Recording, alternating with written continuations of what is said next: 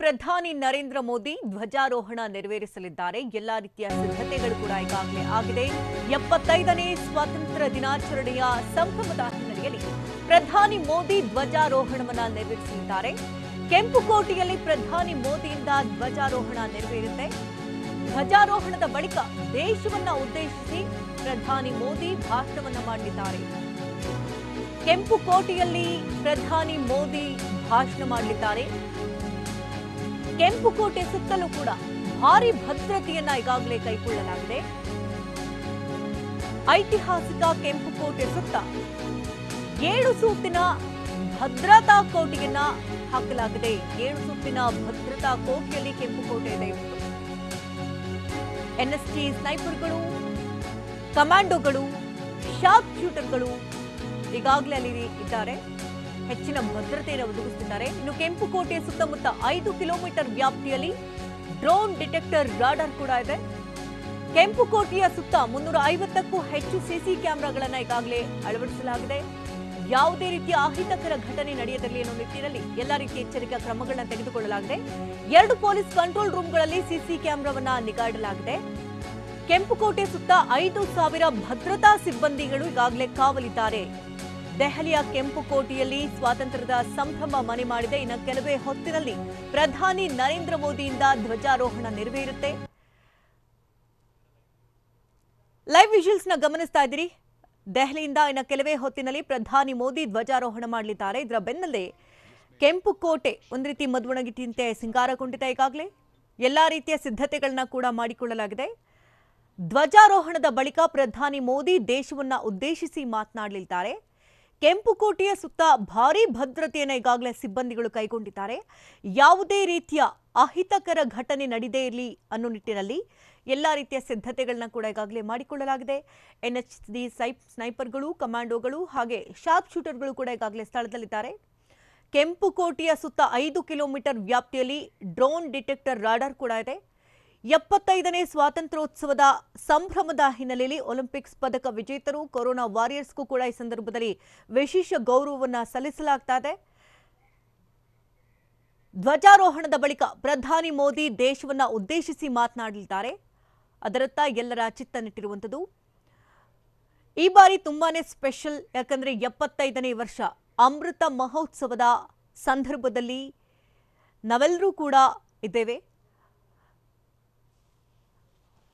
ಇದು ದೆಹಲಿಯ ದೃಶ್ಯಗಳನ್ನ ನೋಡ್ತಾ ಇದ್ದೀರಿ. ಕೆಂಪುಕೋಟೆ ಯಾವ ರೀತಿಯಲ್ಲಿ ರೆಡಿಯಾಗಿದೆ ಅಂತ.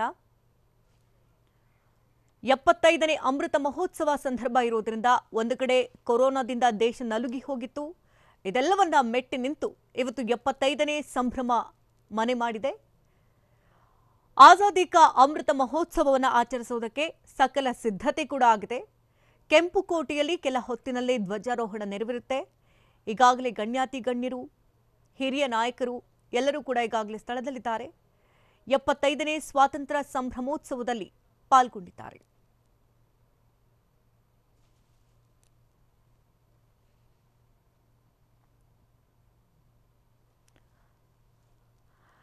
ದೇಶಕ್ಕೆ ಸ್ವಾತಂತ್ರ್ಯ ಬಂದು 75 ವರ್ಷಗಳಾದಂತಹ ಹಿನ್ನೆಲೆಯಲ್ಲಿ ಈ ವರ್ಷ ಆಜಾದಿ ಕಾ ಅಮೃತ ಮಹೋತ್ಸವವನ್ನು ಆಚರಿಸಲಾಗ್ತಾ ಇದೆ.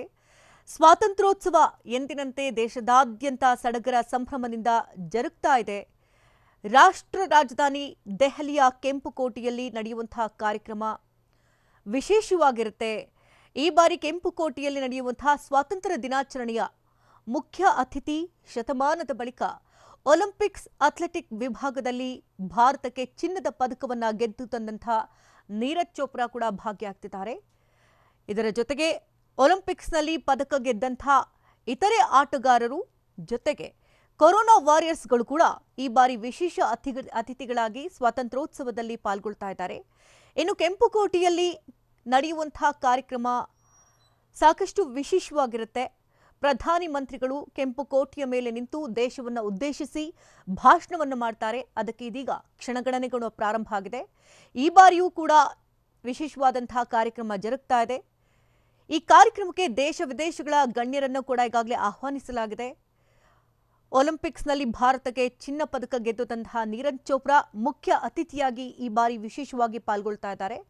ಜಾವೆಲಿನ್ ಎಸೆತಗಾರ ಸುಬೇದಾರ್ ನೀರಜ್ ಚೋಪ್ರಾ ಅಲ್ಲದೆ ಒಲಿಂಪಿಕ್ಸ್ನಲ್ಲಿ ಈ ಬಾರಿ ಪದಕ ಗೆದ್ದಂತಹ ಇನ್ನಿಬ್ಬರು ಕೂಡ ಭಾಗಿಯಾಗ್ತಾ ಇದ್ದಾರೆ.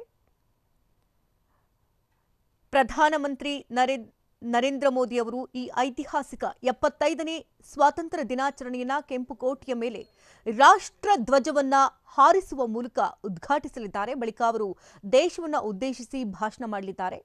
ಇದಕ್ಕೂ ಮೊದಲು ಈಗ ಸಂಪ್ರದಾಯದಂತೆ ರಕ್ಷಣಾ ಮಂತ್ರಿ ರಾಜನಾಥ್ ಸಿಂಗ್, ರಕ್ಷಣಾ ಇಲಾಖೆಯ ರಾಜ್ಯ ಸಚಿವರಾಗಿರ್ತಕ್ಕಂಥ ಅಜಯ್ ಭಟ್ ಮತ್ತು ರಕ್ಷಣಾ ಕಾರ್ಯದರ್ಶಿ ಡಾಕ್ಟರ್ ಅಜಯ್ ಕುಮಾರ್ ಅವರು ಪ್ರಧಾನಮಂತ್ರಿಯನ್ನ ಕೆಂಪುಕೋಟೆಗೆ ಬರಮಾಡಿಕೊಳ್ತಾರೆ. ರಕ್ಷಣಾ ಕಾರ್ಯದರ್ಶಿ ಜನರಲ್ ಆಫೀಸರ್ ಕಮಾಂಡಿಂಗ್ ವತಿಯಿಂದ ಸಂಯೋಜಿತ ಇಂಟರ್ ಸರ್ವಿಸಸ್ ಮತ್ತು ದೆಹಲಿ ಪೊಲೀಸ್ ಗಾರ್ಡ್ ಪ್ರಧಾನಮಂತ್ರಿ ಗೌರವವನ್ನು ಸಲ್ಲಿಸಲಾಗುತ್ತೆ. ಹೆಚ್ಚಿನ ಭದ್ರತೆ ಕೂಡ ಕೈಗೊಳ್ಳಲಾಗಿದೆ. ಪ್ರಧಾನಮಂತ್ರಿಗೆ ಗಾರ್ಡ್ ಆಫ್ ಆನರ್ ತುಕಡಿಯು ಒಬ್ಬ ಹಿರಿಯ ಅಧಿಕಾರಿ ಮತ್ತು ಭೂಸೇನೆ, ನೌಕಾಪಡೆ, ವಾಯುಸೇನೆ ಹಾಗೂ ದೆಹಲಿ ಪೊಲೀಸ್ ಪಡೆಯ ಒಟ್ಟು 20 ಜನರನ್ನ ಒಳಗೊಂಡಿರುತ್ತೆ. ಈ ತಂಡ ಭಾರತೀಯ ನೌಕಾಪಡೆಯು ಈ ವರ್ಷ ಸಮನ್ವಯ ಸೇವೆಯಾಗಿದೆ. ಪ್ರಧಾನಮಂತ್ರಿ ನರೇಂದ್ರ ಮೋದಿ ರಾಷ್ಟ್ರ ಧ್ವಜವನ್ನ ಹಾರಿಸುವ ಕಡೆಗೆ ತೆರಳುತ್ತಾರೆ. ರಾಷ್ಟ್ರ ಧ್ವಜ ಹಾರಿಸುವ ಸಂದರ್ಭದಲ್ಲಿ 16 ಜನರನ್ನ ಒಳಗೊಂಡಂತಹ ನೌಕಾಪಡೆಯ ತಂಡವು ರಾಷ್ಟ್ರಗೀತೆಯನ್ನು ನುಡಿಸುತ್ತೆ ಮತ್ತು ರಾಷ್ಟ್ರೀಯ ಸಲ್ಯೂಟ್ ಬ್ಯಾಂಡ್ ಅನ್ನ ಎಂಸಿಪಿಒ ವಿನ್ಸೆಂಟ್ ಜಾನ್ಸನ್ ನಿರ್ವಹಿಸುತ್ತಾರೆ. ಲೆಫ್ಟಿನೆಂಟ್ ಕಮಾಂಡರ್ ಪ್ರಿಯಂಬದಾ ಸಾಹು ರಾಷ್ಟ್ರಧ್ವಜವನ್ನ ಹಾರಿಸುವಲ್ಲಿ ಪ್ರಧಾನಿಗೆ ಸಹಾಯ ಮಾಡ್ತಾರೆ. ಇದಾದ ನಂತರದಲ್ಲಿ 21 ಕುಶಾಲ ತೋಪನ ಸಿಡಿಸಲಾಗುತ್ತೆ. ದೃಶ್ಯಗಳಲ್ಲಿ ಗಮನಿಸ್ತಾ ಇದ್ದೀರಿ ಕೆಂಪುಕೋಟೆ ಯಾವ ರೀತಿಯಲ್ಲಿ ಸಿಂಗಾರಗೊಂಡಿದೆ ಅಂತ. ಎಲ್ಲ ರೀತಿಯ ಸಿದ್ಧತೆಗಳು ಕೂಡ ಈಗಾಗಲೇ ಆಗಿದೆ. ಆಜಾದಿ ಕಾ ಅಮೃತ ಮಹೋತ್ಸವವನ್ನು ಆಚರಿಸೋದಕ್ಕೆ ಸಿದ್ಧತೆಗಳೇನೋ ಈಗಾಗಲೇ ಆಗಿದೆ. ಇನ್ನು ಕೆಲವೇ ಕ್ಷಣಗಳಲ್ಲಿ ಪ್ರಧಾನಿ ನರೇಂದ್ರ ಮೋದಿ ರಾಷ್ಟ್ರ ಧ್ವಜವನ್ನ ಹಾರಿಸ್ತಾರೆ. ನಂತರ ಇಡೀ ದೇಶವನ್ನ ಉದ್ದೇಶಿಸಿ ಪ್ರಧಾನಿ ಮೋದಿ ಭಾಷಣ ಮಾಡಲಿದ್ದಾರೆ. ಎಲ್ಲರ ಚಿತ್ತ ಇದೀಗ ದೆಹಲಿಯ ಕೆಂಪುಕೋಟೆಯತ್ತ ನೆಟ್ಟಿದೆ. ಕೆಂಪುಕೋಟೆಯ ಸುತ್ತಲೂ 5,000 ಭದ್ರತಾ ಸಿಬ್ಬಂದಿಯನ್ನ ಈಗಾಗಲೇ ನಿಯೋಜನೆ ಮಾಡಲಾಗಿದೆ. ಯಾವುದೇ ರೀತಿಯ ಅಹಿತಕರ ಘಟನೆ ನಡೆಯದಿರಲಿ ಅನ್ನೋ ನಿಟ್ಟಿನಲ್ಲಿ ಮುಂಜಾಗ್ರತಾ ಕ್ರಮಗಳನ್ನು ಈಗಾಗಲೇ ಕೈಗೊಳ್ಳಲಾಗಿದೆ.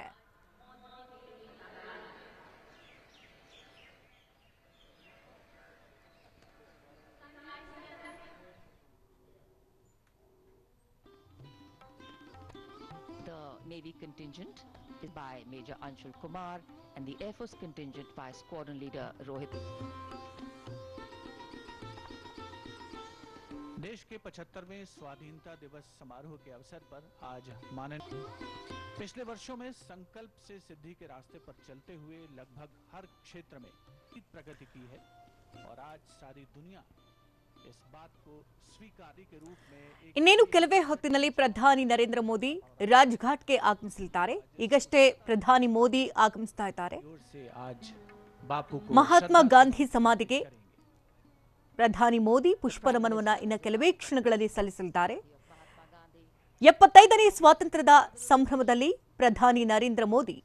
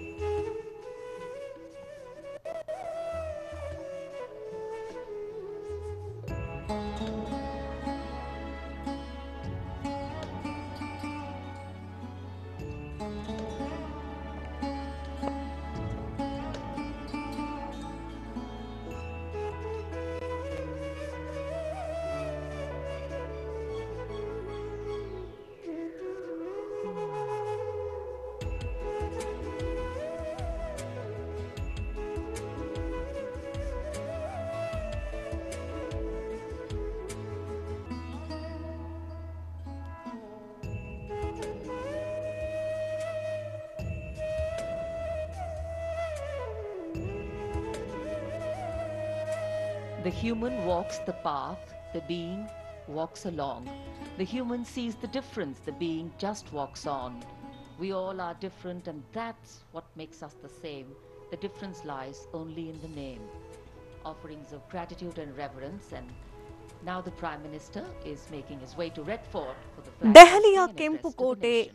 75ನೇ ಸ್ವಾತಂತ್ರ್ಯ ಸಂಭ್ರಮದ प्रधानमंत्री श्री नरेंद्र ಕಡಲಿನಲ್ಲಿ ತೇಲ್ತಾರೆ. ರಾಜಘಾಟ್ನಲ್ಲಿ ಈಗಾಗಲೇ ಪ್ರಧಾನಿ ಮೋದಿ ಮಹಾತ್ಮ ಗಾಂಧಿಯ ಸಮಾಧಿಗೆ ಪುಷ್ಪ ನಮನವನ್ನ ಸಲ್ಲಿಸಿದ್ದಾರೆ.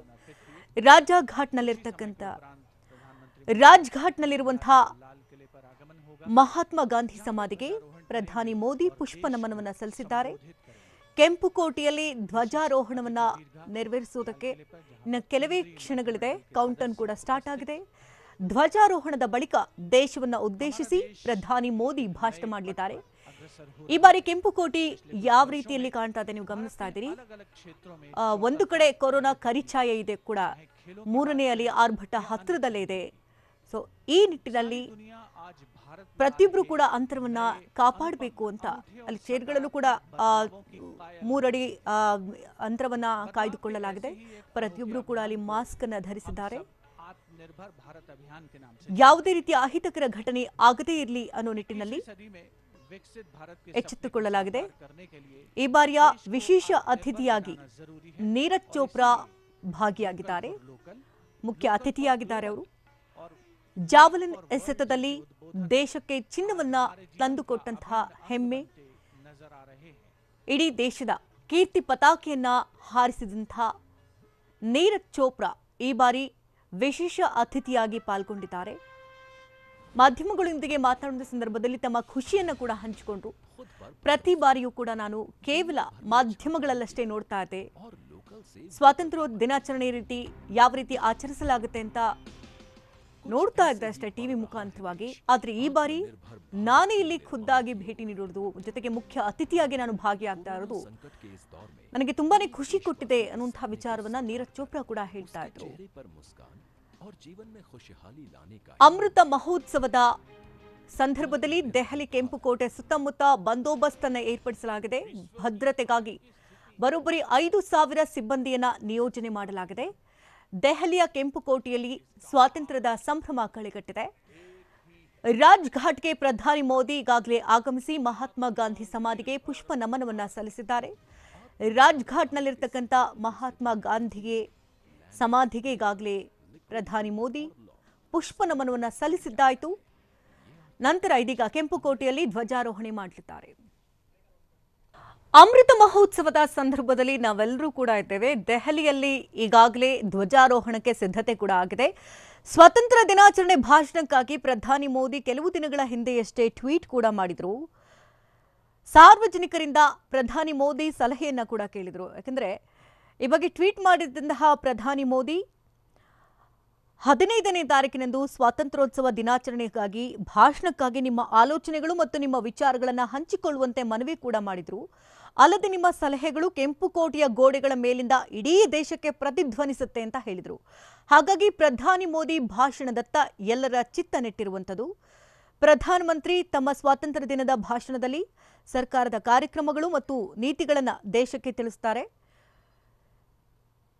ಕಳೆದ ಕೆಲವು ವರ್ಷಗಳಿಂದ ಪ್ರಧಾನಿ ಮೋದಿ ನಾಗರಿಕರಿಂದ ನೇರವಾಗಿ ವಿಚಾರಗಳನ್ನು ಮತ್ತು ಸಲಹೆಗಳನ್ನು ಈಗಾಗಲೇ ಆಹ್ವಾನಿಸ್ತಾ ಇದ್ದಾರೆ. ಪ್ರತಿ ಬಾರಿಯೂ ಕೂಡ ಅವರು ಸಾರ್ವಜನಿಕರಿಂದ ಸಲಹೆಗಳನ್ನು ಕೇಳ್ತಾರೆ. ನವಭಾರತಕ್ಕಾಗಿ ತಮ್ಮ ಕೊಡುಗೆಯಾಗಿ ನೀಡುವುದಕ್ಕೆ ನಾಗರಿಕರನ್ನು ಆಹ್ವಾನಿಸಿದ್ದಾರೆ. ಸೊ ಈ ಬಾರಿ ಪ್ರಧಾನಿ ಮೋದಿ ಯಾವೆಲ್ಲ ವಿಚಾರಗಳನ್ನು ಹಂಚಿಕೊಳ್ಳಬಹುದು ಅನ್ನೋದರತ್ತ ಚಿತ್ತ ನೆಟ್ಟಿದೆ. ಪ್ರಧಾನಿ ಮೋದಿ ಈಗಾಗಲೇ ರಾಜ್ಘಾಟ್ಗೆ